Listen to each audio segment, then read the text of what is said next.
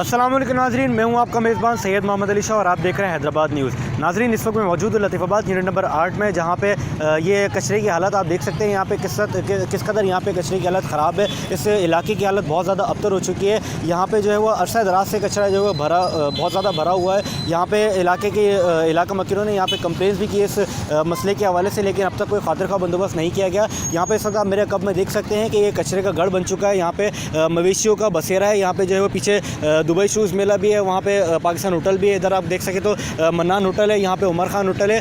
Girls ये कि यहाँ पे बहुत सारे जो है वो मुतादिद जो है वो खाने के होटल भी मौजूद हैं, जहाँ पे खाने पीने की अशिया भी फ़रोख्त की जाती है। लेकिन यहाँ पे फिर भी इस गंदगी की वजह से यहाँ पे ताफुन फैल रहा है, जिसकी वजह से लोगों में बीमारियाँ फैलने का खतरा है। इसके साथ साथ आप इस वक्त मेरे रकब में देख सकते हैं कि यहाँ पे लतीफ़ाबाद नंबर 8 की मार्केट भी मौजूद है, जो कि हैदराबाद की मशहूर और मारूफ तरीन मार्केट है। यहाँ पे ख़वातीन और यहाँ पे जो है वो छोटे बच्चे यहाँ पे शॉपिंग के घर से आते हैं, लेकिन इनको परेशानी की वजह से, इस गंदे ताफुन की वजह से इनको यहाँ पे परेशानी का सामना उठाना पड़ रहा है। इसके साथ साथ यहाँ पे जो ऑटो वाले, यहाँ पे जो रिक्शे वाले खड़े होते हैं, उनको भी इस कचरे के ढेरों से परेशानी का सामना उठाना पड़ रहा है। कहने का मकसद ये है कि यहाँ पे इस वक्त कचरे के ढेर ये इस वक्त इतने ज़्यादा परेशानी का बायस बन रहा है, जिसकी वजह से जो है वो इलाका मकीनों को, नमाजी हज़रात को, ख़वातीन को, बच्चों को बहुत ज़्यादा शदीद अज़ियत का सामना उठाना पड़ रहा है। इलाका मकीनों ने हुकाम बाले से पुरज़ोर अपील की है कि जल्द इस मसले को हल किया जाए, ताकि वो सुख का सांस ले सकें।